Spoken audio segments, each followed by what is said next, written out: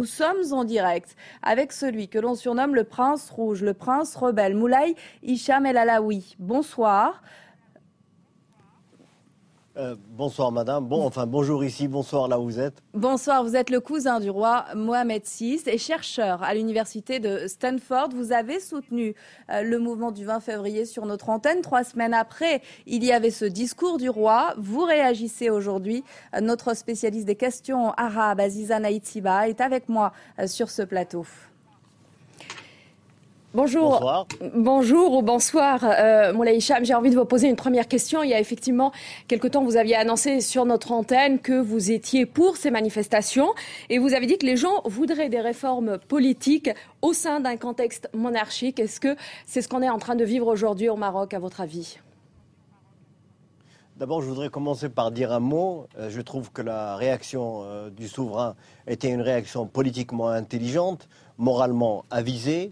Je trouve qu'il a démontré qu'il a été à l'écoute de son peuple et à mon avis d'avoir choisi la Constitution comme conduit pour l'inoculation du changement, pour point d'inoculation du changement, je pense que c'est tout à fait judicieux. Maintenant, il faut savoir qu'il y a deux visions qui s'affrontent ou qui s'opposent aujourd'hui dans ce contexte. Une vision selon laquelle un acte fondateur de cette importance ne peut pas être le résultat d'un cadeau régalien. Et il y a une autre vision selon laquelle, d'accord pour la dimension légitimité, nous l'acceptons, néanmoins, il ne faut pas dans ce processus sacrifier la stabilité. Et donc, il est important pour qu'il n'y ait pas de dérapage qu'on reste dans le contexte de cette commission. Est-ce que c'est une garantie pour une transition démocratique?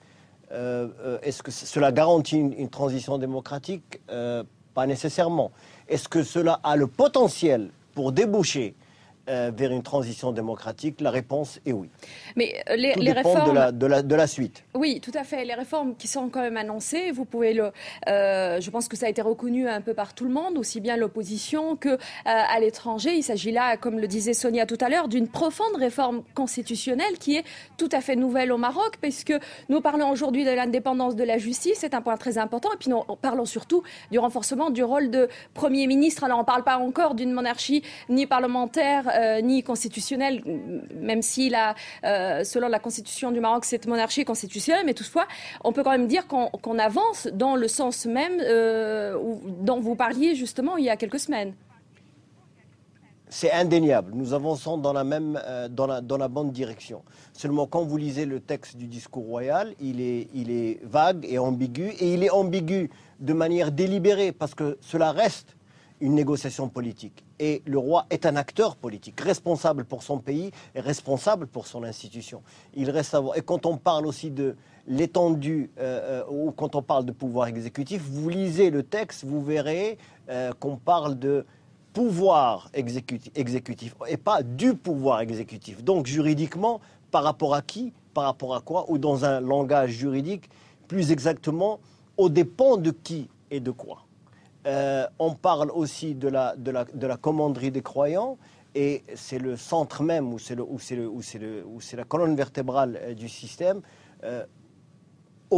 Alors le roi dit que c'est une institution permanente dans l'histoire du Maroc. C'est vrai, il a entièrement raison, mais ce n'est pas une institution métaphysique.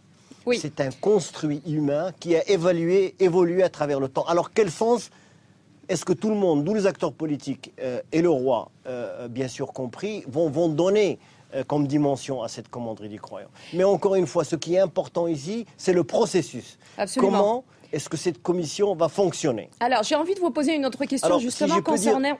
Oui, allez-y. Allez-y, madame. Oui, seulement un mot.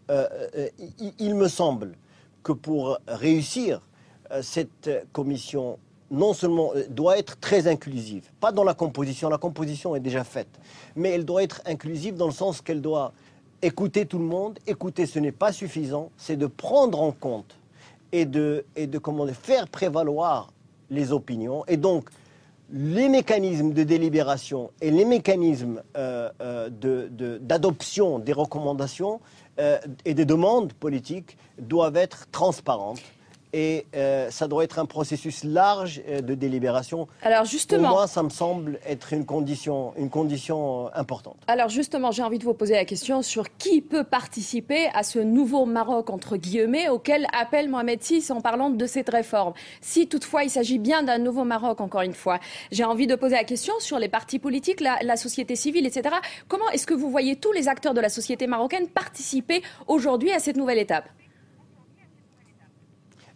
Écoutez, madame, vous avez dit s'il s'agit d'un nouveau Maroc. Moi, je ne fais pas de procès d'intention. Moi, je ne suis pas sceptique. Sceptique, ça veut dire juger les intentions. Non, il faut juger les résultats et le processus. Mais c'est une nouvelle étape, en tout cas. Mon préjugé est très positif. À mon avis, c'est une nouvelle étape parce que, de toutes les manières... Écoutez, de toutes les manières, si elle n'aboutit pas, tellement d'espoirs seront déçus que fatalement, nous sommes dans une nouvelle étape. Alors, tout reste à voir comment ce processus de délibération aura lieu. Mais à mon avis, tout le monde devrait y participer.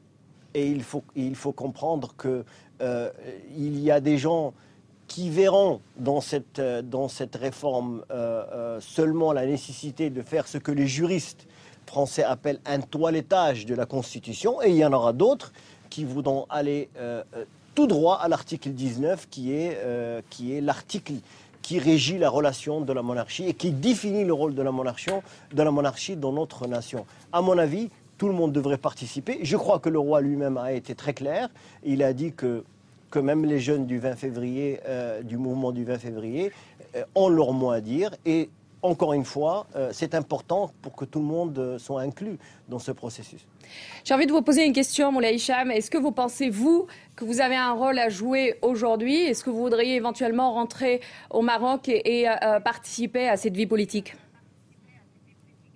Écoutez, madame, moi, je l'ai déjà dit sur votre plateau et je vais le redire. Moi, je me suis jamais posé d'interdit. Les seuls critères de mon action, c'était ma conscience et mon jugement.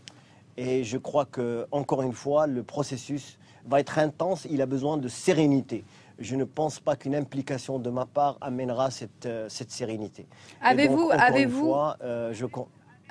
en attendant, un message à faire passer aux manifestants marocains? Ils se réunissent de nouveau le 20 mars prochain. Ils se réunissent de nouveau. C'est leur droit. Je l'ai dit, tant qu'ils manifestent et qu'ils expriment leur point de vue d'une manière pacifique et non violente, et qu'ils acceptent l'existence de l'autre, eh ben je trouve que c'est leur droit et que c'est au contraire quelque chose de très sain. Et je pense que l'espoir est dans la jeunesse marocaine. Et il faut dire, j'ai envie de leur dire, le roi vous a écouté.